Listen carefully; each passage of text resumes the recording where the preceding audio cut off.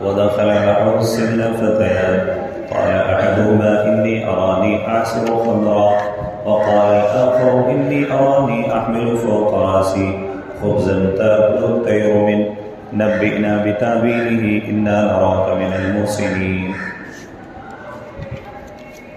الحمدللہ سورہ یوسف چل رہی ہے، حضرت یوسف علیہ السلام کا کہ واقعی کا کچھ حصہ گزشتہ ہفتے آ گیا تھا، انشاءاللہ العزیز اس سے آگے ہی آج شروع کریں گے۔ یاد ہوگا آپ کو کہاں تک آیا تھا واقعہ؟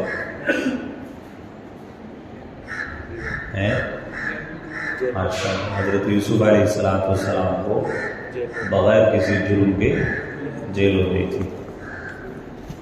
خیر مختصر سے پیچھے سے روشنی ڈال دیں۔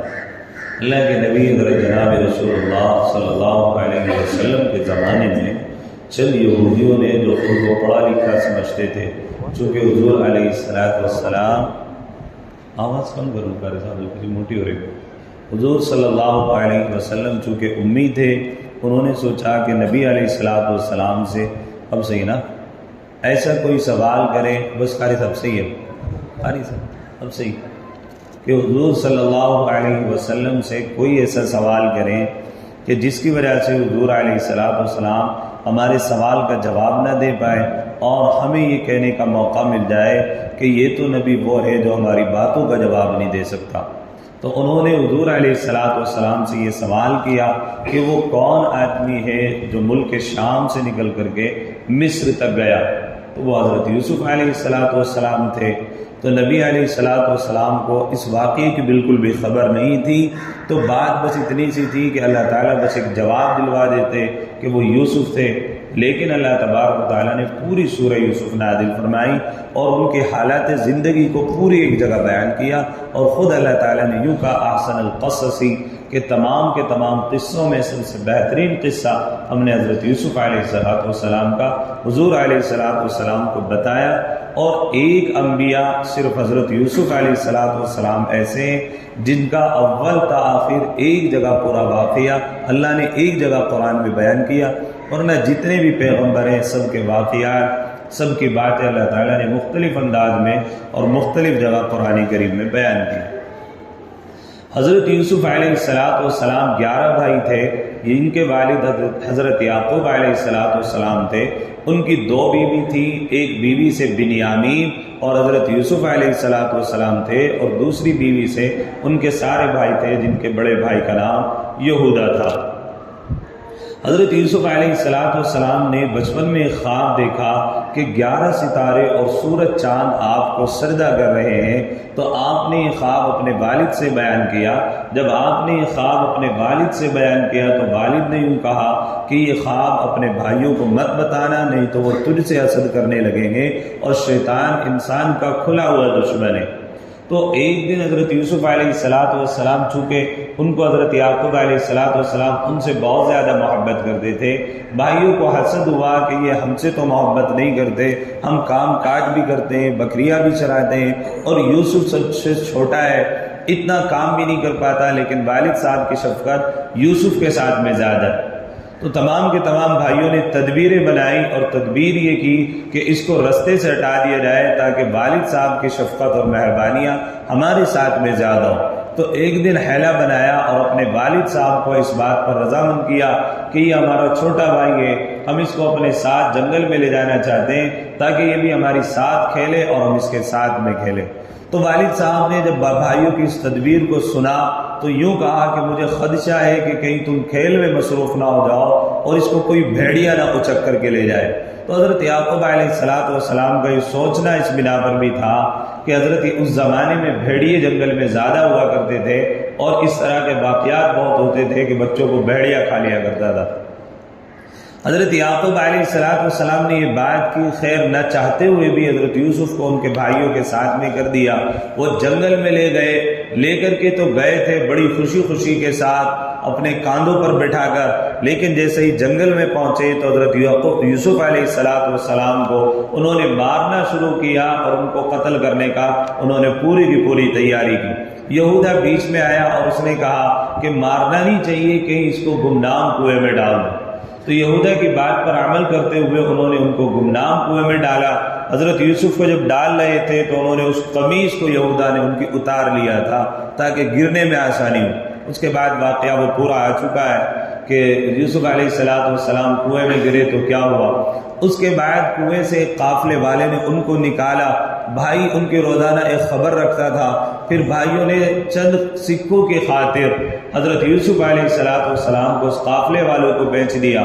وہاں سے بکنے کے بعد حضرت یوسف علیہ السلام کو وہ قافلے والے مصر کے بازار میں لائے، اور مصر میں کے بازار میں آنے کے بعد حضرت یوسف علیہ السلام کی بولی لگی، جس نے سب سے زیادہ قیمت لگائی تو وہ عزیز مصر بادشاہ وقت تھا جس کی کوئی اولاد نہیں تھی۔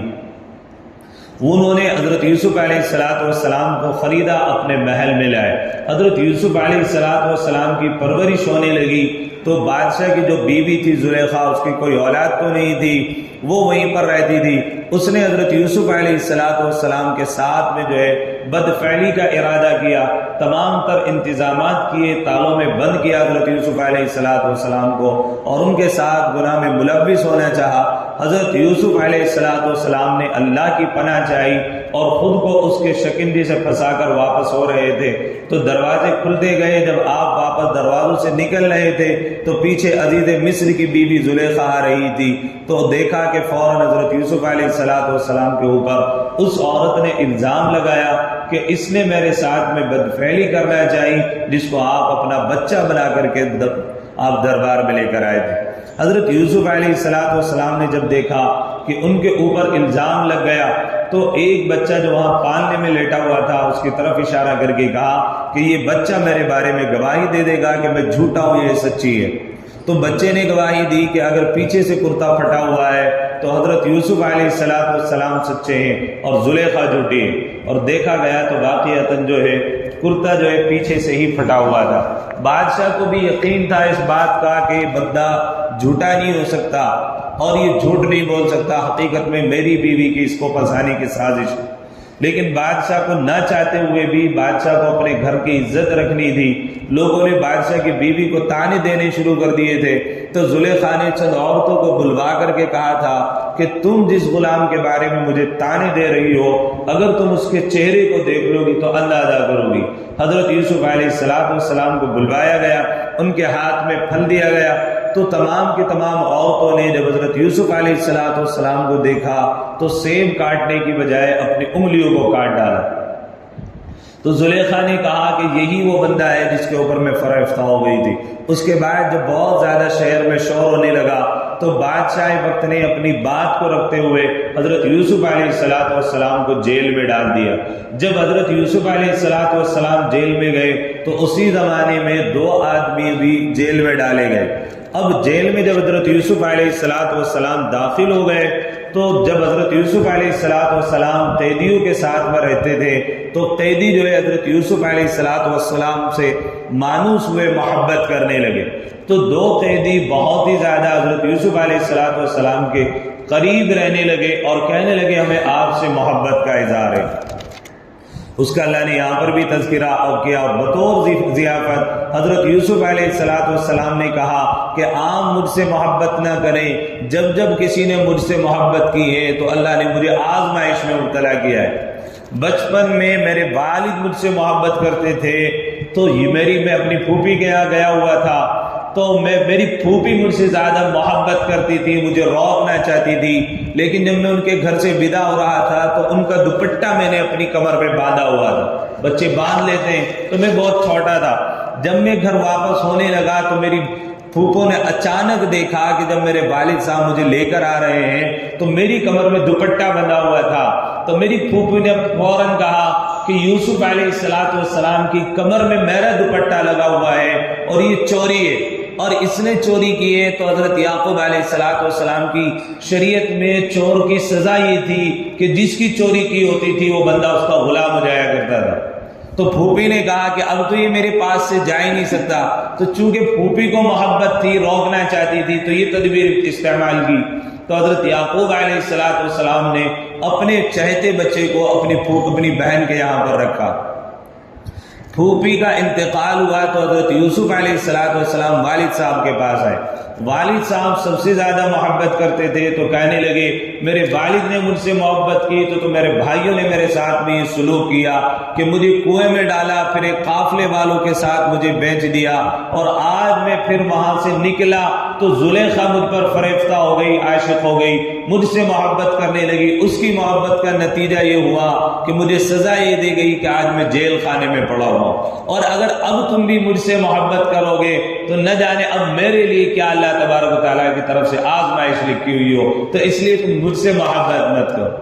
آدمی جب کہیں قید میں ہوتا ہے تو محبت کی باتیں اپنے دل کی کرتا ہے، تو آدمی اپنے دل کی بات کر کے کہتا ہے۔ تو حضرت یوسف علیہ السلام نے ان سے کہا، تو پھر ہوا کیا کہ ان دونوں قیدیوں نے ایک خواب دیکھا۔ ایک نے خواب دیکھا کہ اس کے سر کے اوپر ایک ٹوکرا ہے اور اس میں روٹی رکھی ہوئی ہے اور پرندے اس میں سے روٹی اٹھا کر کے لے جا رہے ہیں۔ دوسرے آدمی نے ایک خواب دیکھا کہ وہ شراب کو نچوڑ رہا ہے۔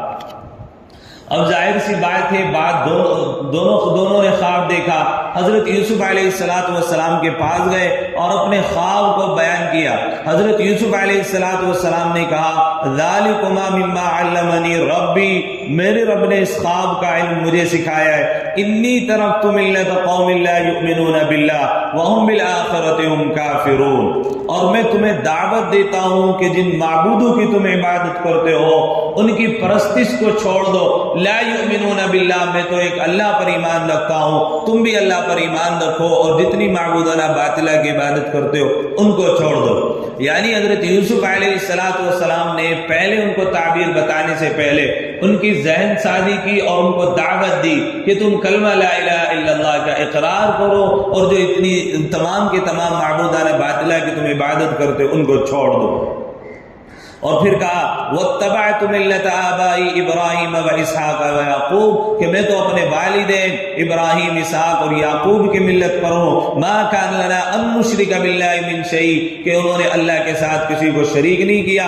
ذالک من فضل اللہ علینا وعلی الناس ولکن اکثر الناس لا یشکرون، اور یہ بھی اللہ کا فضل ہے کہ میں بھی اسی پر ہوں اور میں تمہیں دعوت دیتا ہوں کہ اسی پر تم آؤ۔ تو اللہ تبارک و تعالیٰ اور ولکن اکثر الناس لا یشکرون، اور نہیں ہوتے بہت سارے لوگ مگر اللہ کا احسان گزار، اللہ کا شکریہ ادا کرنے والے۔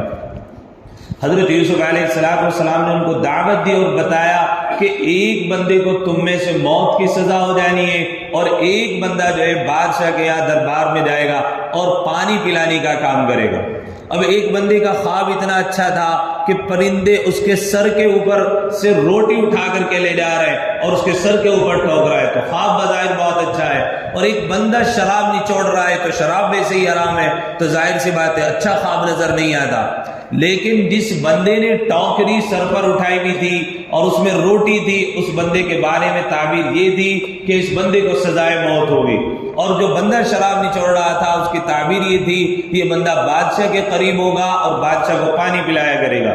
لیکن حضرت یوسف علیہ السلام نے کسی کو منتخب کر کے یوں نہیں بتایا کہ تجھے سزائے موت ہوگی اور تجھے جو ہے تو رہا ہو جائے گا۔ حضرت یوسف علیہ السلام نے بس دونوں کو خواب کی تعبیر بتا دی اور کسی کے بارے میں فیصلہ نہیں کیا کہ تیرے خواب کی تعبیر یہ ہے، تیرے خواب کی تعبیر یہ۔ کیوں؟ اس لیے کہ نبی اپنے کسی بھی امتی کو تکلیف نہیں دینا چاہتا، وہ کوئی بھی انسان ہو۔ ابھی تو وہ ایمان میں بھی داخل نہیں ہوئے، لیکن نبی نہیں چاہتا تھا کہ میں ان کو کوئی ایسی بات بتاؤں جس سے ان کے دل کو ٹھیس پہنچے، تکلیف پہنچے اور یہ غم میں مبتلا ہو جائے۔ لیکن حضرت یوسف علیہ السلام نے ایک بندے کی طرف کو یوں کہا کہ جب تم میں سے کوئی بادشاہ کے یہاں پر جائے اور بادشاہ کا مصاحب بنے، بادشاہ کے یہاں پانی پلانے کا کام کرے، تو میں آپ سے کہنا چاہتا ہوں کہ جب بھی میرا خیال آئے تو میرے بارے میں بادشاہ سے تذکرہ ضرور کر دینا۔ اب ان دونوں بندوں کو رہائی ملی، دونوں باہر گئے، تو ایک کو اللہ تبارک و تعالیٰ، ایک کو بادشاہ نے جو ہے سزائے موت سنا دی، اور دوسرے بندہ جو تھا وہ بادشاہ گیا مصاحب بن گیا، پانی پلانے کا کام کرنے لگا۔ یہ دو خواب ہو جاتے ہیں، ایک خواب حضرت یوسف کا، دوسرا خواب ان قیدیوں کا۔ اب تیسرا خواب بادشاہ وقت کو نظر آتا ہے۔ بادشاہ وقت خواب دیکھتا ہے کہ دبلی پتلی گائیں موٹی تازی گائیں کو مار رہی ہیں، ان کو کھا رہی ہیں، اور بادشاہ نے دیکھا کہ 7 بالیں سوکھی ہیں اور 7 بالیں ہری ہیں۔ بادشاہ بڑا پریشان ہوا، اور اس نے اپنے تمام کے تمام درباریوں کو بلایا اور بلانے کے بعد یوں کہا کہ آپ میرے خواب کی تعبیر بیان کریں. میں نے خواب دیکھا ہے کہ دبلی پتلی گائے موٹی تازی گائے کو مار رہی اور میں نے 7 بالیں ہری دیکھی ہیں اور 7 بالیں سوکھی دیکھی ہیں. اب بادشاہ کے تمام درباری حاضر ہیں, کسی کو خواب کی تعبیر نہیں آ رہی. اب تمام کے تمام آتی تو نہیں تھی, اب انکار کریں کہ بادشاہ میں تعبیر نہیں آتی تو ایک بڑی سزا ملنے والی تھی. تو کہنے لگی جی یہ تمہارے خواب نہیں ہے, یہ تو تمہارے خیالات ہیں, یہ تمہارا خواب نہیں ہے, یہ تو ویسے ہی بات ہے. اب جب کسی میں بات نہیں آتی, اپنی بات بتانے کے لیے بندہ یوں ہی کیا کرتا ہے. تو بادشاہ وقت نے جب دیکھا کہ میرے خواب سے عاجز ہے, تو جو بادشاہ کا مصاحب تھا, جو بادشاہ کے قریب رہا کرتا تھا, اور حضرت یوسف نے اس کو یوں کہا تھا کہ تو بادشاہ سے میرا تذکرہ کرنا, وہ بندہ اس بات کو بھول گیا. اچھا, اس کے بارے میں علماء مفسرین بیان کرتے ہیں ایک نکتہ کہ اللہ, وہ بندہ خود نہیں بولا تھا اس بات کو, حضرت یوسف کا تذکرہ بادشاہ کے سامنے کرتا, بلکہ اللہ تبارک و تعالیٰ نے اس بندے کو بھلوا دیا تھا کہ جب یوسف اگر قید سے بھی باہر آئے تو کسی بندے کا احسان اس کے اوپر نہ ہو, بلکہ نبی خود بخود اپنی مشکل دور کر کے جیل سے باہر نکلے. اللہ نبی کے اوپر کسی بندے کا احسان بھی رکھوانا پسند نہیں کرتا.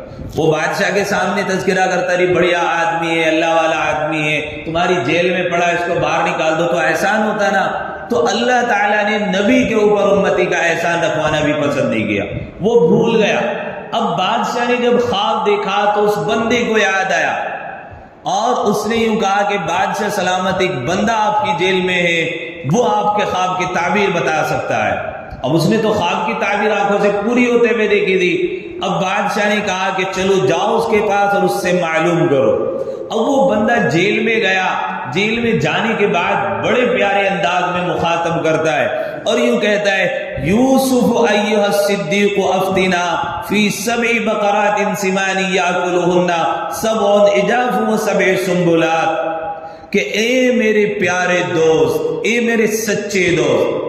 میں نے پچھلے ہفتے بھی کہا تھا کہ سورہ یوسف کے اندر اللہ تعالیٰ نے وہ نظام ترتیب بنایا ہے کہ بندہ کچھ نہ بولے, اگر اپنے دوستوں کے لیے, اپنے پیاروں کے لیے, اپنے گھر والوں کے لیے صرف ڈائیلاگ استعمال کرنا شروع کر دے, اچھے الفاظوں کا انتخاب کرنا شروع کر دے, انتشار اور گھروں کے تمام جھگڑے ختم ہو سکتے ہیں. وہ بندہ یہ بھی کہہ دیتا ہے, بتائیے ذرا خواب, جیسا بہت سے کریں, اجی وہ بتائیے جی رات دیکھا تھا جی ایک مسئلہ, اجی سنتے جائیے ذرا مسئلہ بتاتے جائیے. ہاں, ایک طریقہ یہ بھی ہوتا ہے, ایک طریقہ یہ بھی ہوتا ہے, یوسف ایھا الصدیق, اے میرے سچے دوست, اے میری پیارے دوست, ہمارے بادشاہ نے خواب دیکھا ہے کہ 7 دبلی پتلی گائیں موٹی تازی گائے کو مار رہی ہیں. اب الفاظ دیکھو اس بندے کے کیا استعمال کیے. اس لیے ہمیں بھی چاہیے اپنے بھائی, اسی لیے ہماری تبلیغی جماعت کا اصول یہ ہے کہ جب کسی کے دروازے پر جائیں تو اچھے سے نام پکاریں. یہ تمام کے تمام اصول ضابطے ہمارے اکابر نے قرآن اور حدیث سے ہی نکال کر کے لیے ہیں, لیکن مسئلہ یہ ہمیں قرآن اور حدیث کا پتہ نہیں ہوتا ہے تو ہماری سمجھ میں بھی نہیں آ رہے ہوتے ہیں. بعض لوگ اعتراض کرتے ہیں کہ جی کہاں سے, تو یوسف ایھا الصدیق کو اچھے نام سے پکارنا یہ کہاں سے ثابت ہے؟ قرآن سے ثابت ہے نا. اور اس اصول کو کس نے لیا؟ ہمارے اکابر نے لیا. اللہ تبارک و تعالی ہمارے اکابر کی جو ہے قبروں کے اوپر کروڑ برکتیں نازل فرمائے. تو حضرت یوسف علیہ السلام کو اس نے مخاطب کیا اور مخاطب کرنے کے بعد کہا کہ تم اس خواب کی تعبیر بتاؤ. 7 کا لفظ کہتے ہیں کہ 3 سے 20 سنین, یہ 3 سے 7 سال کے عرصے پر بولا جاتا ہے, یعنی 7 سال کا زمانہ بیت گیا. آپ اندازہ لگائیں, 7 سال کی قید, اور جرم کوئی نہیں حضرت یوسف علیہ السلام کا. اب جب آپ قید میں ہیں, اس نے خواب کی تعبیر مانگی تو حضرت یوسف علیہ السلام نے بتایا کہ اس خواب کی تعبیر میں بتا دوں گا. تو حضرت یوسف علیہ السلام نے اس خواب کی تعبیر بتائی کہ 7 جو گائیں, 7 دبلی پتلی گائیں موٹی تازی گائیں کو جو مار رہی ہیں تو ملک کے اندر 7 سال قید پڑے گا, 1 سال خوشحالی ہوگی اور 1 سال بارشیں بہت زیادہ ہوں گی. یعنی ایک بشارت بھی دی اور جو خواب کی تعبیر بھی بیان کی. بعض مرتبہ ہونے والے واقعات کو اللہ تعالیٰ وحی کے ذریعے پیغمبر کو بتا دیتا ہے۔ اس کا مطلب یہ نہیں کہ حضرت یوسف علیہ السلام کو غیب کا علم تھا۔ اللہ کے نبی حضرت جناب رسول اللہ صلی اللہ علیہ وسلم نے قرب قیامت کی ساری نشانیاں بتا دی ہیں، اور ہم اپنی آنکھوں سے ہوتے ہوا آج دیکھ رہے ہیں۔ اسی موٹی موٹی نشانیاں اپنی آنکھوں سے ہمیں نظر آ رہی۔ رسول اللہ صلی اللہ علیہ وسلم نے فرمایا تھا کہ لوگ بڑے بڑے مکان بنانے پر فخر کریں گے، ایک دوسرے سے بڑا مکان بنانے پر اپنی شان سمجھیں گے۔ مجھے بتاؤ آج ہو رہا ہے کہ نہیں ہو رہا؟ چند سالوں کے اندر اتنے مکانات بنے، شاید کچھ سے پہلے نہیں بنے تھے۔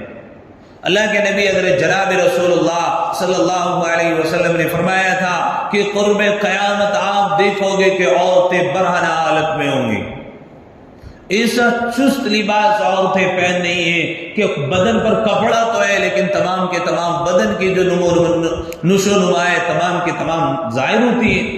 رسول اللہ صلی اللہ علیہ وسلم نے فرمایا تھا قرب قیامت کے نشانیوں میں سے کہ گھروں سے گانے بجانے کی آوازیں آئیں گی، موسیقی عام ہو جائے گی۔ آج تو گھر کی بات نہیں، مسجدوں سے آواز آتی، موبائل چل رہا ہوتا ہے، کسی نے رنگ ٹون لگا رکھی ہوتی ہے، کسی نے کالر ٹیون لگا رکھی ہوتی ہے، پتہ نہیں کتنے جگاڑ ہے، تو ہوتا ہے۔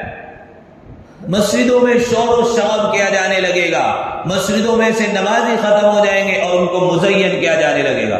یہ سب کچھ آج ہو رہا ہے، ہم اپنی آنکھوں سے دیکھ رہے ہیں۔ رسول اللہ صلی اللہ علیہ وسلم نے بڑی بڑی پیشین گوئیوں میں سے یہ بھی کی تھی کہ ایک زمانہ آئے گا کہ کاٹ کھانے والی حکومتیں ہوں گی۔ 4 زمانوں کی طرف اللہ کے نبی نے اشارہ کیا۔ الفتن، علامہ نعیم صاحب نے کتاب لکھی، بڑے زبردست حالات بیان کی، اور مفتی ابو البابا صاحب نے بڑی پیشین گوئیاں انہوں نے قیامت کے بارے میں کی ہیں، اور وہ جو سب کچھ ہو رہی۔ تو بڑی نشانیوں میں سے کاٹ کھانے والی حکومتیں، آج کے پوری دنیا کے حالات ایسے ہیں۔ پوری دنیا میں دیکھو کٹ کھانے حکومتیں بیٹھی ہوئی ہیں، عوام کا خون و پسینہ نچوڑنے کی کگار پر ہے، عوام بد حال ہے۔ تو حضرت یوسف علیہ السلام نے خیر خواب دیکھا تو بتایا کہ 7 سال قحط پڑے گا، اور میں تمہیں پہلے ہی بشارت دے رہا ہوں، یہ تو خواب کی تعبیر ہے، اور بشارت یہ دے رہا ہوں کہ 1 سال خوب بارشیں ہوں گی، اس میں تمہیں چاہیے کہ اپنی کھیتیوں کو اچھی طریقے سے ہوگا۔ اب دیکھو خواب جو تھا کہ دبلی پتلی گائے موٹی گائے کو کھا رہی تھی، اس کی تعبیر یہ اس لیے کہ جب کھیتوں کو جوتا جائے گا تو ظاہر سی بات ہے موٹے تازے ہریالی ہوگی، تو بیل جو ہوں گے کھیت کو جوتنے کے لیے اچھے سے مال کھا رہے ہوں گے تو اچھے سے کھیتوں کی جتائی ہوگی، اور تو پھر کھیتوں سے غلہ بھی زیادہ اگے گا۔ اور جب وہ دبلے پتلے ہو گئے تو ان کی پیداوار ہی ختم ہو جائے گی، تو کھیتیاں تو کہاں سے ہوں گی۔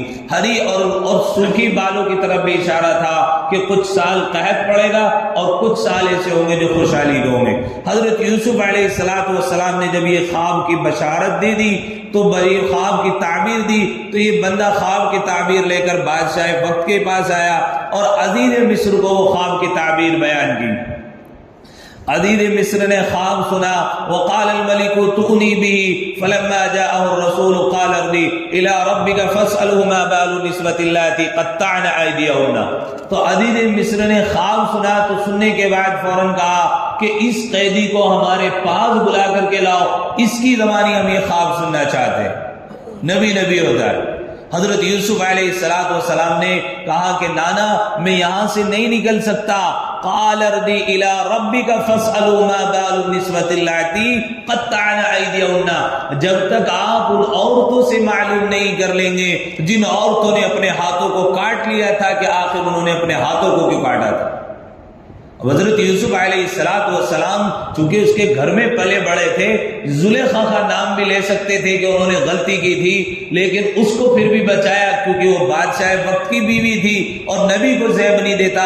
تو نبی علیہ السلام نے کہا کہ آپ ان عورتوں سے پوچھیں جنہوں نے انگلیاں کاٹی، تو انہوں نے انگلیاں کیوں کاٹی تھی اپنی۔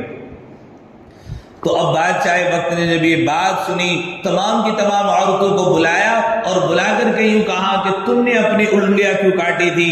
تو تمام کی تمام عورتیں پکار اٹھی، قلنا حاش للہ ما علمنا علیہ من سوء، قالت امرأة العزیز الآن حسحس الحق انا راودته عن نفسه وانه لمن الصادقین، کہ حاش للہ حضرت یوسف علیہ السلام کا کوئی غلط ارادہ نہیں تھا، بلکہ ہم نے ان کو دیکھ کر کے ان کو ہم نے دعوت دی تھی، زلیخا کو کہا تھا کہ ان کو یہاں پر بلاؤ، ہم دیکھنا چاہتے ہیں، تو وہ آئے، ان کو دیکھ کر ہم نے اپنی انگلیاں کاٹ دی تھی۔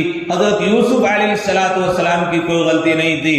جب زلیخا نے دیکھا کہ اب تو معاملہ ہی کھل چکا ہے، اب تو بات سب پر ظاہر ہو چکی ہے، فوراً کہنے لگی قال ما خطبكن اذ راودتن قالت امرأة العزیز الآن حسحس الحق، کہ حضرت یوسف علیہ السلام حق پر تھے اور میں نے ان کے اوپر تہمت لگائی تھی اور الزام لگایا تھا۔ اب نبی علیہ السلام کی برات ظاہر ہو چکی تھی، یعنی آپ نے اپنے بارے میں بالکل صفائی پیش کروا لی تھی کہ نبی پر اگر تہمت لگی ہے، جب تک کہ اس کی صفائی نہیں ہوگی نبی کو زیب نہیں دیتا کہ وہ جیل سے باہر آئے۔ اسی لیے حضرت یوسف نے کہہ دیا تھا کہ میرے اوپر تہمت لگی ہے، میں تہمت کا الزام لگا کر دنیا کے سامنے نہیں آنا چاہتا، جیل جانا پسند کروں گا، لیکن اپنے اوپر تہمت کو گوارا نہیں کروں گا۔ تو جیل گئے، جب اللہ تعالیٰ نے برات بھی ظاہر کر دی، اس کے بعد وہ واپس آئے۔ اب یہاں پر اللہ کے نبی حضرت جناب رسول اللہ صلی اللہ علیہ وسلم جب اپنے تمام کی تمام صحابہ کو یہ واقعہ بتا رہے تھے تو یوں کہا حضور علیہ السلام نے لما اخبرتهم حتى اشترطا ان يخرجوني ولو كنت مكانهم لبادرتهم الباب، کہ اگر بادشاہ وقت میں ہوتا یوسف کی جگہ اور وہ مجھ سے خواب کی تعبیر بیان کرتا تو میں تو یوں کہتا کہ پہلے مجھے رہائی عطا کرو اور اس کے بعد جو ہے میں تمہارے خواب کی تعبیر بیان کروں گا۔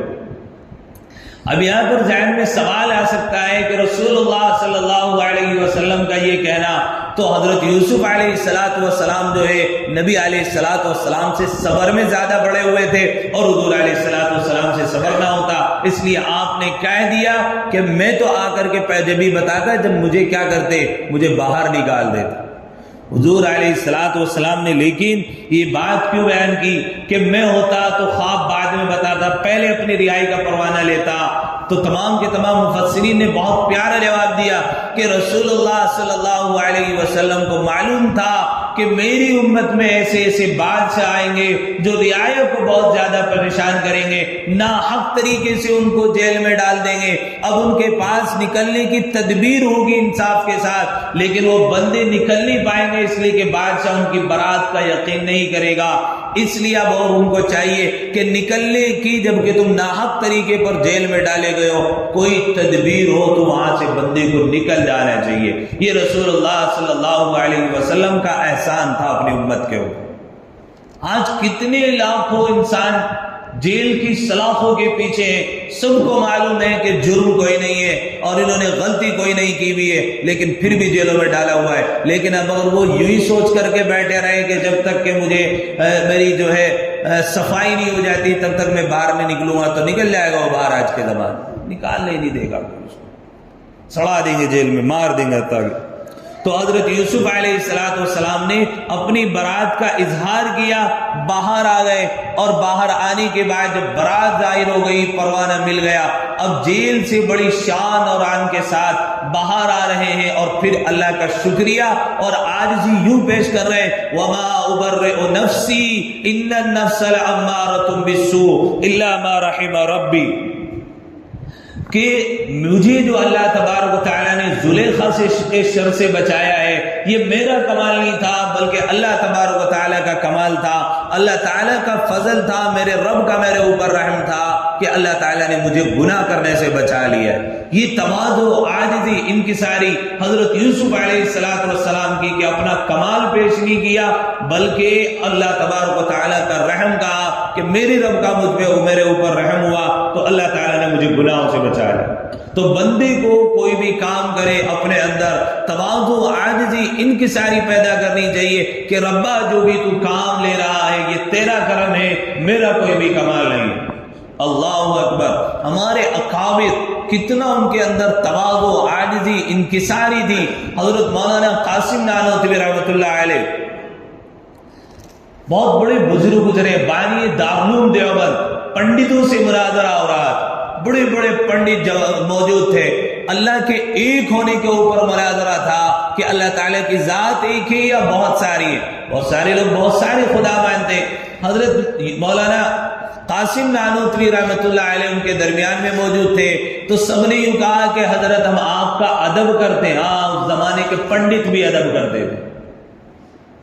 آج تو اللہ معاف کرے نفرتیں اتنی ہیں کہ آج کا چھوٹا سا بچہ بھی ان کا نفرت کر رہا ہے مسلمانوں سے. ان کی لیڈیز نفرت کر رہی ہے مسلمانوں سے. ان کو پتہ نہیں کہ ان کے جو بڑے گزرے، بزرگ گزرے، ان کا عالم یہ تھا کہ مسلمانوں کے حالات دیکھ کر ان کا وہ ادب اور احترام کیا کرتے تھے. تو حضرت مولانا قاسم نانوتوی سے یوں کہا، حضرت آپ بڑے ہیں، آپ پہلے بات کریں. حضرت نے تواضع میں یوں کہا کہ نہیں بھائی آپ اپنی بات کر لیں، میں بعد میں بات کر لوں. وہ کہتے رہے. تو حضرت نے پھر یوں کہا کہ بھائی میں جو اپنی گفتگو کروں گا تو میری گفتگو اول بھی ہوگی اور آخر بھی ہوگی. کیوں؟ میرا پیغمبر وہ ہے جو اول بھی ہے اور آخر بھی ہے. اب حضرت مولانا قاسم نانوتوی رحمۃ اللہ علیہ نے تقریر کرنا شروع کی. آپ نے 3.5 گھنٹے تقریر فرمائی. جو شکوک شبہات وہ پنڈت پیش کرتے تھے وہ تمام کے تمام شکوک اور شبہات بھی اپنی تقریر میں لے کر کے آئے. وہ تمام کے تمام سوالات خود ہی کھڑے کرے اور خود ہی ان کے جوابات دیے. تمام کے تمام پنڈت اپنے دانتوں تلے انگلی چبا کر یوں کہہ رہے تھے کہ آج مولانا قاسم نانوتوی کی زبان نہیں بلکہ مولانا قاسم نانوتوی کی زبان پر کوئی اللہ کا فرشتہ بول رہا تھا. یہ ہمارے اکابر تھے.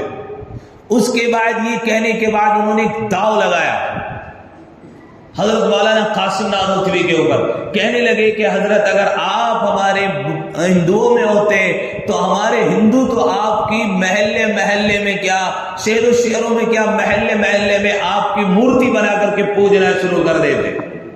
اب حضرت کی یہاں تو بڑائی ہو رہی تھی تو پھولے نہ سماتے. تواضع عادتاً ان کو ایسا جواب دیا کہ لاجواب کر دیا. کہنے لگے کہ ہمارے مسلمانوں میں قاسم نانوتوی ایک نہیں ہے بلکہ ہزاروں قاسم نانوتوی ہیں، تو ہمارے مسلمان کس کس کا بت بنائیں گے. یہ ہمارے اکابر کی تواضع تھی، ان کو لاجواب کیا. تو ایسا ہوتا تھا. تو حضرت یوسف علیہ السلام نے بھی کہا وَمَا أُبَرِّئُ نَفْسِي إِنَّ النَّفْسَ لَأَمَّارَةٌ بِالسُّوءِ إِلَّا مَا رَحِمَ رَبِّي، کہ جو بھی میں نے اپنے نفس کو جو بچایا ہے میرا کمال نہیں بلکہ میرے رب کا میرے اوپر رحم تھا. إِنَّ رَبِّي غَفُورٌ رَحِيمٌ، بے شک میرا رب مغفرت کرنے والا رحم کرنے والا ہے. بات آ گئی تو کہتا چلو. نفس کی تین قسمیں علماء نے بیان کی ہیں. نمبر 1 نفس لوامہ. ایک تو ہوتا ہے نفس لوامہ، ایک ہوتا ہے نفس مطمئنہ اور ایک ہوتا ہے نفس امارہ. نفس امارہ بندے کو گناہوں کے اوپر دلالت کرتا ہے. یہ نفس ہر بندے کا ہوتا ہے. گناہ کے اوپر بندے کو دل تقاضا کرتا رہتا ہے تو یہ کام کر لے، یہ کام کرتے. ایک ہوتا ہے نفس لوامہ. نفس لوامہ جب بندہ گناہ کرتا ہے تو گناہ کے اوپر اس کا نفس ملامت کرتا ہے کہ تو نے کام غلط کیا ہے.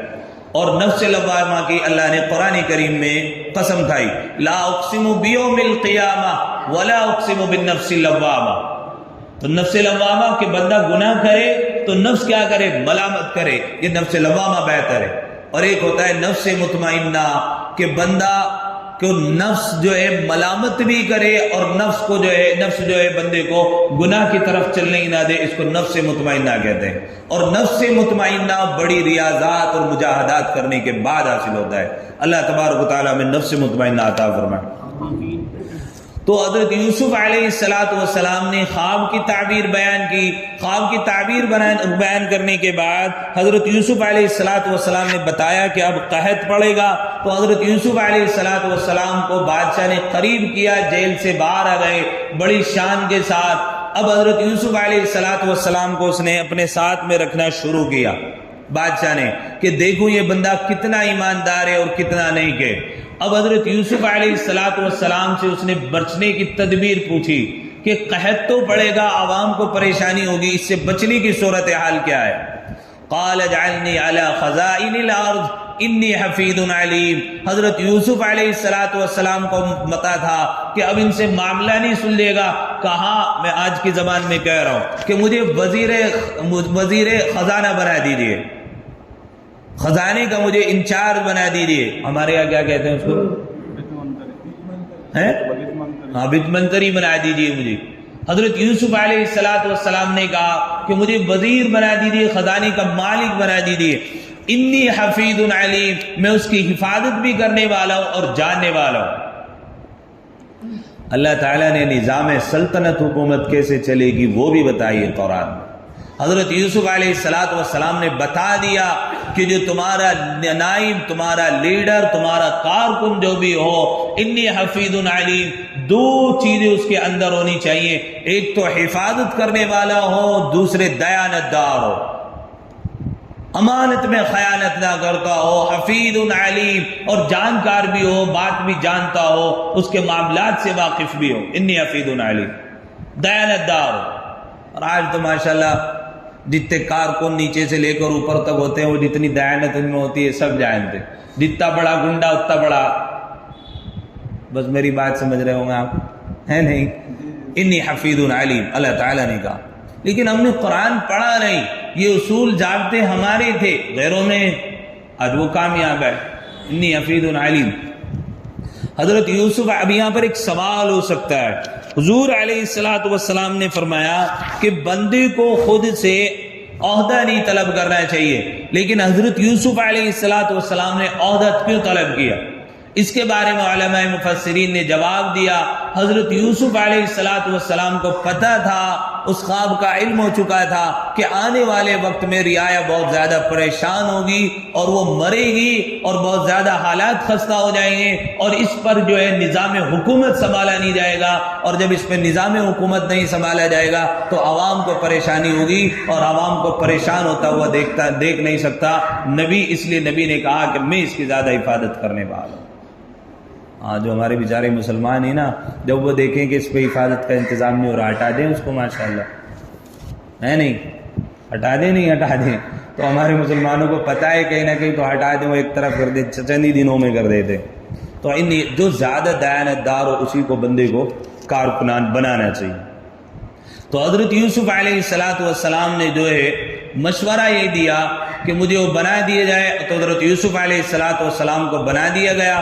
اس کے بعد آپ نے تمام کی تمام عوام کو مخاطب کر کے کہا کہ جو آپ اب کی بار فصلیں کاٹیں گے، اناج بہت زیادہ اگے گا، تو اناج کی جو فصلیں ہیں ان کو جو کی تیوں بال کے اندر اناج کو رکھنا ہے، اس کو نکالنا نہیں ہے. یعنی پورا کا پورا بالوں سمیت ایسے ہی اناج کو رکھنا ہے، نکال کے نہیں رکھنا تاکہ زیادہ محفوظ رہ جائے. حضرت یوسف علیہ السلام سے آپ اندازہ لگائیں وہ کتنے بڑے خزانے کے محافظ آدمی تھے کہ انہوں نے اناج کو بچانے کے لیے اس کا انتظام یہ کیا کہ بالوں کے اندر ہی اناج کو رکھا. تو کتنی بڑی سمجھ اللہ تعالیٰ نے حضرت یوسف علیہ السلام کو عطا فرمائی تھی. آج بھی بہت سارے لوگ اسٹور بناتے ہیں اور ان میں ان کو رکھا جاتا ہے تاکہ آنے والے وقت میں زیادہ پریشانی لاحق نہ ہو. تو یہ اصول، یہ ضابطہ، یہ قانون، یہ تمام کے تمام اسٹاک کے انتظامات کس نے دیے؟ اور کس نے بتایا اسٹاک جمع کر کے رکھنا؟ یہ قرآن بتا رہا ہے نا. ہمیں تو پتہ ہی نہیں. ہمیں تو یہ پتا فلاں نے ایجاد کیا تھا اسٹور میں اس طرح سامان رکھا جائے، اس طرح بچایا جائے. ہمیں نہیں پتا کہ قرآن میں بھی اللہ نے بیان کیا ہے. تو حضرت یوسف علیہ السلام نے جو ہے ان بالوں کو موجود رکھا. اس کے بعد قحط جو ہے صرف مصر میں نہیں بلکہ آس پاس میں تمام کے تمام جگہ پر قحط پڑا. اب کنعان کے اندر حضرت یعقوب علیہ السلام اور آپ کے سارے بھائی بھی رہتے تھے، وہاں پر بھی قحط پڑا. اب جب ان کے گاؤں میں قحط پڑا تو اب تمام کے تمام بھائیوں نے سوچا کہ عزیز مصر کے پاس چلتے ہیں، وہاں کے بادشاہ کے پاس میں چلتے ہیں اور وہاں جا کر اپنی درخواست کرتے ہیں، وہاں سے کچھ غلہ لے کر کے آتے ہیں. تو گھر کا جو بھی ساز و سامان تھا وہ لیا، اپنا رقم اکٹھی کری اور چل پڑے، قافلے کو لے کر روانہ ہوئے، مصر میں داخل ہوئے. حضرت یوسف علیہ السلام نے جب اپنے بھائیوں کو آتے ہوئے دیکھا تو اپنے تمام کے تمام بھائیوں کو پہچان لیا اور ان کو تمام کے تمام غلہ دیا. اور غلہ دینے کے بعد جو ان سے رقم وصول کی تھی حضرت یوسف علیہ السلام نے گوارا نے کیا کہ کوئی بات نہیں، میرے بھائیوں نے مجھے تکلیف دی، مجھے پریشان کیا، لیکن ان کے مروت کے خلاف تھا، انہوں نے ان کے ساتھ میں انہوں نے برائی کا بدلہ احسان سے کیا کہ جب بھائی اپنے گھروں کو واپس لوٹ رہے تھے، جو رقم بھائیوں سے لی تھی وہ رقم جو ہے ان کے غلے میں واپس رکھوا دی، اور وہ بھائی اپنے تمام کے تمام غلے کو لے کر اپنے والد کے پاس پہنچے۔ حضرت یوسف علیہ السلام نے اپنے بھائیوں کو پہچان لیا، لیکن اپنے لا علمی کا اظہار کیا جیسا کہ وہ اپنے بھائیوں کو جانتے نہیں ہیں۔ اب چونکہ بھائیوں کی جدائی بھی لمبی ہو چکی تھی، حضرت یوسف علیہ السلام کو 7 سال کی عمر میں انہوں نے کنویں میں ڈالا تھا، اور آج حضرت یوسف علیہ السلام جو ہیں عزیز مصر بنے بیٹھے ہیں، بادشاہ وقت ہیں، جاہ و جلال آپ کے چہروں سے ظاہر ہوتا ہے، اور اللہ تعالیٰ نے جو آپ کے حسن میں جو اللہ تعالیٰ نے 4 چاند لگائے تھے وہ الگ ہے، اب عزیز مصر کو پہچان نہیں پا رہے۔ حضرت یوسف علیہ السلام چاہتے تو اپنے بھائیوں کو سزا دے سکتے تھے، مروا سکتے تھے، ان کو تانے دے کر کے دھکے دے کر کے بھگا سکتے تھے، لیکن وہ جانتے تھے کہ اپنوں کے نشتر سہ لینا، بھڑ جانا فقط بیگانوں میں، ہم راہ وفا کے راہوں ہیں، بھڑ جانا فقط بیگانوں سے۔ وہ جانتے تھے کہ اپنوں سے کیا شکوہ، اپنوں سے کیا شکایتیں، اپنوں سے کائے کا گلا، اپنے بھائیوں کے ساتھ میں احسان کیا، اور وہ رقم جو ہے ان کے غلے میں رکھ دی۔ تمام کے تمام بھائی واپس لوٹتے ہیں اپنے والد کے پاس، آنے کے بعد اپنے اونٹوں سے غلہ نکالتے ہیں، دیکھتے ہیں تو اس میں رقم موجود ہے، حیران رہ جاتے، بڑی پریشانی کا عالم ہے۔ اب دیکھا کہ عزیز مصر نے احسان کیا، قحط چونکہ بہت زیادہ پڑا ہوا تھا۔ حضرت یوسف علیہ السلام جب گئے تھے عزیز مصر کے یہاں، حضرت یوسف علیہ السلام نے دیکھا تھا کہ ان کے ساتھ میں ان کا چھوٹا بھائی بنیامین موجود نہیں تھا۔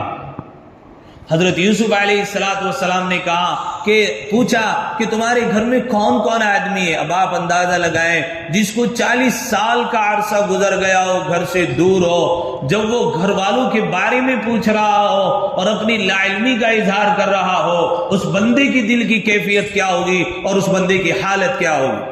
بھائیوں سے پوچھا کہ گھر میں کون کون ہے؟ کہنے لگے کہ ہم 11 بھائی تھے، ایک بھائی تو پتہ نہیں ہمارا کہاں گم ہو گیا، اور ایک بھائی ہے اس سے ہمارے والد بہت زیادہ محبت کرتے ہیں، انہوں نے ہمارے ساتھ میں آنے نہیں دیا۔ حضرت یوسف علیہ السلام نے کہا کہ آئندہ سال اگر تم ہمارے ملک میں داخل ہوئے تو جب ہی تمہیں داخلہ ملے گا جب تم سارے کے سارے بھائی ہمارے ملک میں آؤ گے۔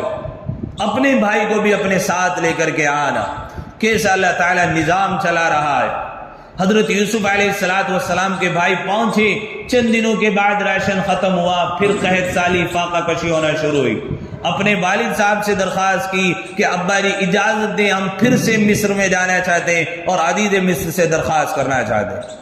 اب بھائیوں نے جب جانے کی درخواست کی تو ابا سے یوں کہا کہ والد صاحب اب کی بار عزیز مصر نے قید لگائی کہ جب اب کی بار آؤ تو اپنے بھائی کو بھی اپنے ساتھ میں لے کر کے آنا، ہم آپ سے درخواست کرتے ہیں کہ آپ بنیامین کو ہمارے ساتھ میں کر دیں۔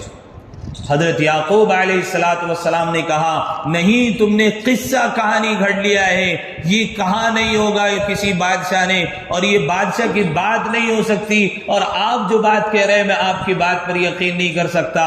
تو انہوں نے کہا کہ ہمارے ساتھ قافلے والے گئے تھے، آپ ان سے رابطہ کر لیجیے، انہوں نے کہا ہے ہم اس میں کسی طرح کا کوئی بھی جھوٹ نہیں بول رہے۔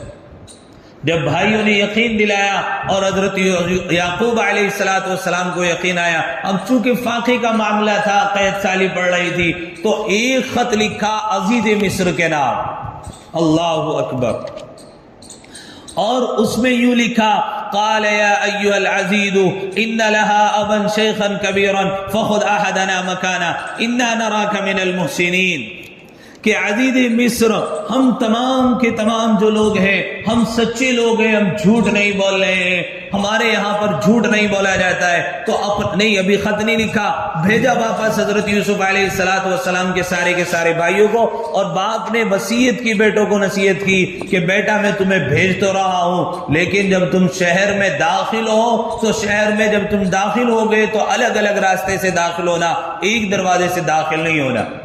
حدیث میں عین حق نظر بد لگنا حق ہے۔ ایک صحابی رسول بہترین جوان تھے، بڑا اللہ تعالیٰ نے جسم دیا تھا، ایک صحابی وہاں پر قریب میں کھڑے ہوئے تھے، انہوں نے نہانے کے لیے کپڑے اتارے تو انہوں نے ان کا جسم دیکھ کر کے کہا کہ بہت اچھا تیرا بدن ہے، وہ پریشان ہو گئے۔ تو ان کو اچانک ان کی نظر لگی اور ان کو بخار ہوا اور وہ جو ہے بہت زیادہ کمزور ہونا شروع ہوئے۔ رسول اللہ صلی اللہ علیہ وسلم کو معلوم ہوا تو اللہ کے نبی حضرت جناب رسول اللہ صلی اللہ علیہ وسلم نے کہا اگر کوئی اپنے بھائی کے پاس کوئی اچھی چیز دیکھے یا کوئی اچھی چیز محسوس کرے تو اس کو کہے کہ ماشاءاللہ۔ ماں باپ بچے کو دیکھیں، اچھا لگے، پیارا لگے کھیلتا ہوا تو کہے ماشاءاللہ، کسی کے پاس کوئی چیز دیکھیں تو کہے ماشاءاللہ۔ اب آدمی کسی کے پاس کوئی کچھ دے، وہ گھڑی تو بہت بڑا پہننا بھائی، نظر ہوتی حدیث میں حق ہے۔ حضرت یعقوب علیہ السلام نے بھی بیٹوں کو کہا جب داخل ہونا تو الگ الگ دروازے سے داخل ہونا، لیکن پھر یوں بھی کہا کہ یہ صرف میری تدبیر ہے، اگر اللہ نے تمہیں تکلیف پہنچانا تمہارے مقدر میں کر رکھا ہے تو ہم کچھ بھی تدبیر اختیار کریں، اللہ کی طرف سے تکلیف پہنچنا ہے تو وہ تو پہنچ کر کے رہے گی۔ تو حضرت یوسف علیہ تو حضرت اللہ کے نبی حضرت جناب رسول اللہ، یہ ایک بات بتاتا چلوں، حضرت اللہ کے نبی صلی اللہ علیہ وسلم نے ان صحابی کو بلایا جن کی نظر لگی تھی، ان سے کہا کہ وضو کرو، انہوں نے وضو کری، وہ وضو کا پانی اللہ کے نبی نے کہا کہ ایک جگہ اکٹھا کرو، وہ جن کی نظر لگی تھی ان سے وضو کروائی، وہ وضو کا پانی پھر ان صحابی کے اوپر چھڑکا تو ان کی حالت جو ہے ٹھیک ہو گئی۔ اب یہ علاج بتا رہا ہوں، اگر کسی بندے کو کسی کی نظر لگ جائے اور یقین ہو کہ اس بندے کی نظر لگی ہے تو بندہ جو چاہے کہ وہ وضو کرے اور وضو کرنے کے بعد وہ پانی سے جو ہے اس کو نہلا دے یا جو ہے اس کے اوپر چھڑک دے۔ عام طور پر کہتے ہیں، مشہور بھی ہے، ماں باپ کی نظر بچوں کو لگتی ہے، اگر ماں کو لگے کہ کبھی میری بیٹے کو میری نظر ہو گئی ہے تو چاہیے کہ وضو کرے اور وہ پانی ایک جگہ اکٹھا کرے اور وہ پانی جو ہے بچے کو اس پانی سے کیا کرے، نہلا دے تو انشاءاللہ نظر دور ہو جاتی۔ اور ویسے بہت ساری دعائیں بھی آتی ہیں، وہ دعا پڑھ کر کے دم کریں تو نظر لگنا حق ہے، کوئی بعید بات نہیں ہے، تو اس کا علاج اللہ کے نبی نے حدیث میں یہ بیان کیا۔ بات سمجھ میں آ گئی ہوگی، علاج سمجھ میں آ گیا ہوگا۔ خیر، حضرت یعقوب علیہ السلام نے کہا الگ الگ دروازے سے داخل ہونا۔ اب تمام کے تمام وہ الگ الگ دروازے سے داخل ہوئے تو حضرت یوسف علیہ السلام نے سب کے لیے الگ الگ ٹھہرنے کا انتظام کیا۔ پھر میرا بہت سارا لمبا موضوع ہو جائے گا کہ یہ بھی ایک چیز ہے کہ الگ الگ ٹھہرنے کا انتظام کیا جائے، خیر وہ کسی موقع پر بتائیں گے اس میں کہ مطلب اس سے ہمیں کیا کیا سیکھ ملتی ہے اس واقعے سے۔ ابھی تو چونکہ بات سن لیں، وقت بھی زیادہ ہو جاتا ہے، میں دیکھ رہا ہوں کہ چہروں پر نشاد نہیں ہے، ذرا سنجیدگی نہیں ہے۔ تو حضرت یوسف علیہ السلام کے سارے بھائی داخل ہوئے۔ داخل ہونے کے بعد حضرت یوسف علیہ السلام نے سب کے ٹھہرنے کا انتظام کیا۔ بنیامین چھوٹا بھائی تھا، حقیقی بھائی تھا، اس کو کہا کہ آپ جو ہے میرے کمرے میں ٹھہرے۔ رات کا وقت ہوا، ساری راز و نیاز کی بات دونوں بھائی پوری رات کرتے رہے اور ایک دوسرے سے گفتگو کرتے رہے۔ حضرت یوسف علیہ السلام نے اب اپنے بارے میں بتا دیا کہ میں تیرا وہی بھائی ہوں جس کو انہوں نے اپنے والد سے مجھے محبت کرنے کی بنا پر قید میں ڈال دیا تھا، بیچ دیا تھا، کنویں میں ڈالا تھا۔ آج اللہ کا فضل ہے کہ اللہ تعالیٰ نے مجھے عزیز مصر بنایا ہوا ہے۔ جب بھی یوں نہیں کہا کہ میرا کمال ہے، پھر کہا کہ یہ اللہ تعالیٰ کا میرے اوپر فضل ہے کہ اللہ تعالیٰ نے مجھے بادشاہ بنایا ہے۔ اب چونکہ صبح کو سب کو واپس ہونا تھا، اب ان کے یہاں پر سزا یہ تھی، چور اگر چوری کر لے، سزا یہ تھی وہ چور اسی بندے کا غلام بن جاتا ہے اور اس کو وہیں پر رہنا پڑتا ہے۔ اب صبح کو غلہ سب کا رکھوا دیا بھائیوں کا، رکھوانے کے بعد ایک اپنا پیالہ حضرت یوسف علیہ السلام نے اپنے چھوٹے بھائی بنیامین کے غلے میں چپکے سے رکھوا دیا اور چلنے سے پہلے اعلان کروایا کہ بادشاہ وقت کا ایک پیالہ گم ہے، سب بندے اپنی اپنی تلاشی دو۔ تو سب کی تلاشی لی گئی، تو بنیامین کی جب تلاشی لی گئی تو ان کے جو ہے غلے میں سے وہ کٹورا نکلا، تو حضرت یوسف علیہ السلام نے اپنی باپ کی شریعت کے مطابق فیصلہ سنایا کہ یہ بندہ تو اب میرا غلام رہے گا، اب تمہیں تو اس کا چھوڑ کر کے جانا پڑے گا۔ سارے کے سارے بھائی کہنے لگے ہم نے تو پہلے ہی کہا تھا اپنے اپنے غلے کی تلاشی لے لو، اور یہ بندہ تو وہ بندہ ہے کہ اس کا بڑا بھائی جو تھا وہ بھی چور تھا، اس نے بچپن میں اپنی پھوپھی کے یہاں سے چوری کی تھی اور اس کو بھی سزا کاٹنی پڑی تھی کہ پھوپھی کے یہاں پر رہا تھا۔ آج اس کے بھائی، آج یہ اس کا چھوٹا بھائی ہے، اس نے بھی چوری کی ہے تو آپ اس کو اپنے پاس رکھ سکتے۔ بڑی منت سماجت کی کہ جس کا ایک بھائی بھی ایسا تھا، ہمارے والد صاحب بڑے پریشان ہوں گے، وہ بھی ختم ہو گیا تھا، آپ سے درخواست ہے آپ اس کو چھوڑ دیں۔ لیکن حضرت یوسف علیہ السلام نے کہا کہ میں اس کو چھوڑ نہیں سکتا، اس کو تمہارے ساتھ نہیں کر سکتا۔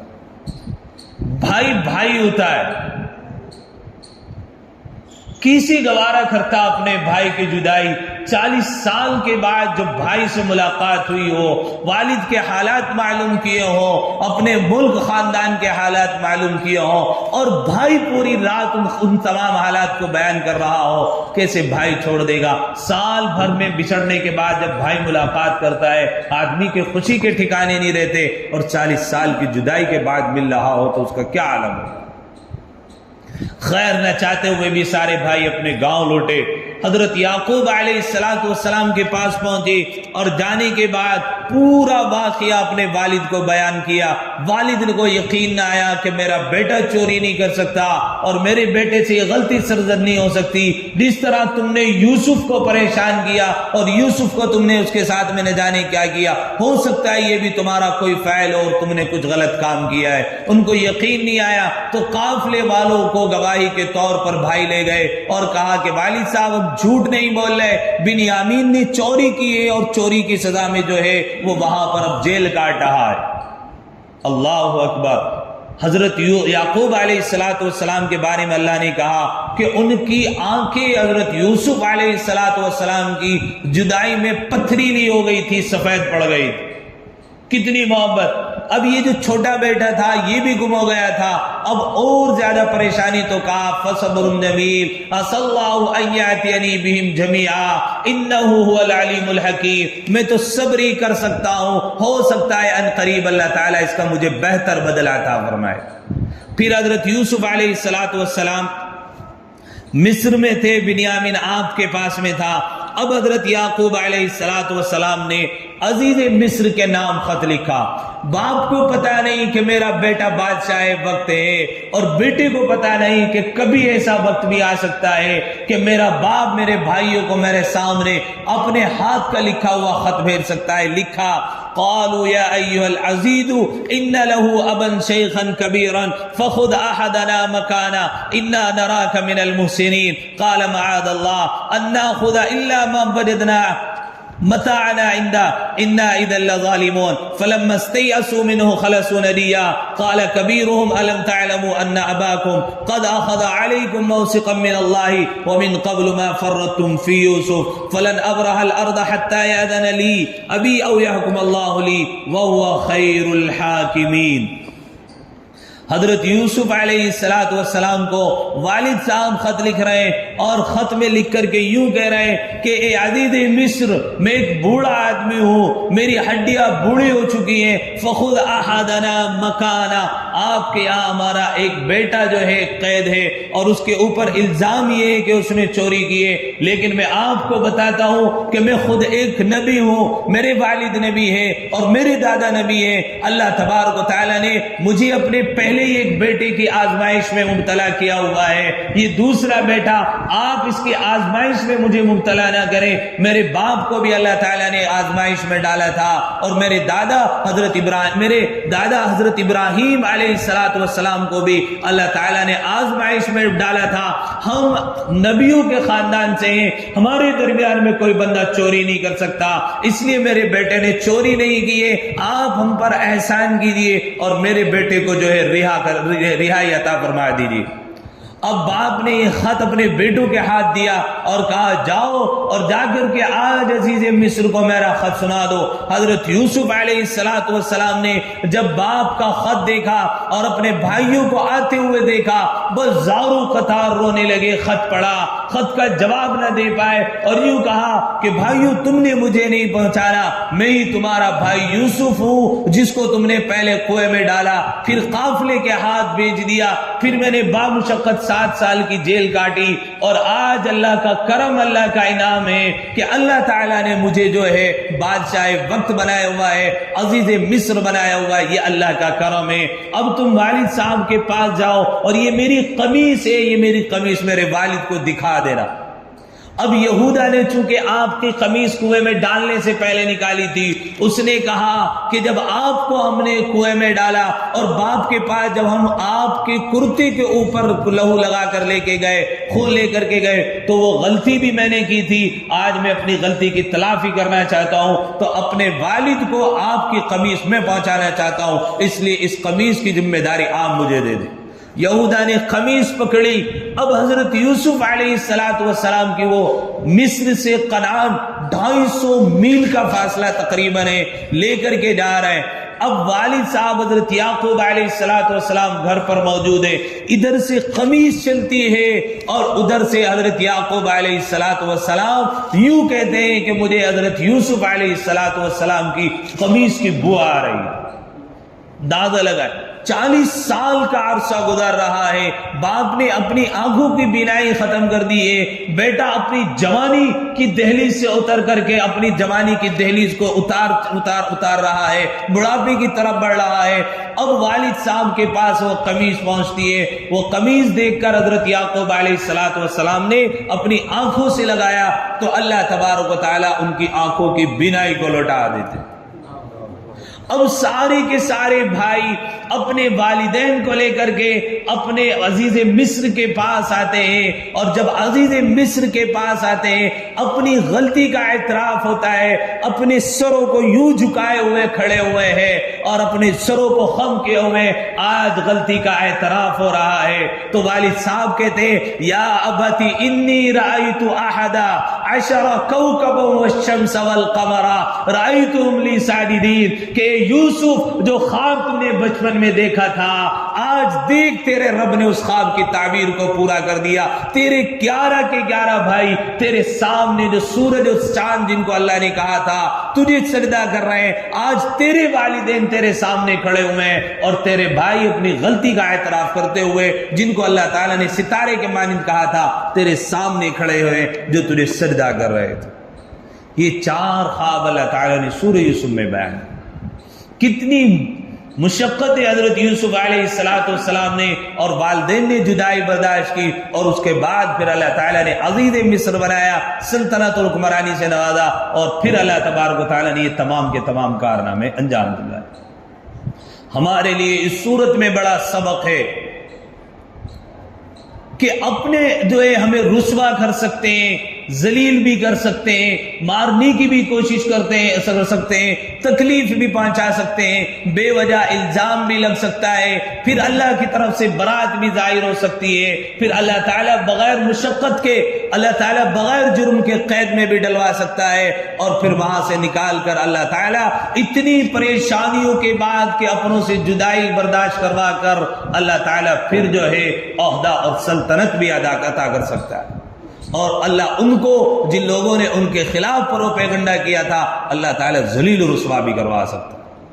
آج مسلمانوں کے پاس نہ حکومتیں ہیں اتنی بڑی، نہ سلطنتیں ہیں، نہ طاقتیں ہیں، نہ وہ قوت ہے، نہ وہ تمام کے تمام قوتی ارادے ہیں، لیکن اللہ تعالیٰ کی ذات بڑی ہے، اللہ تعالیٰ کی ذات نرالی ہے۔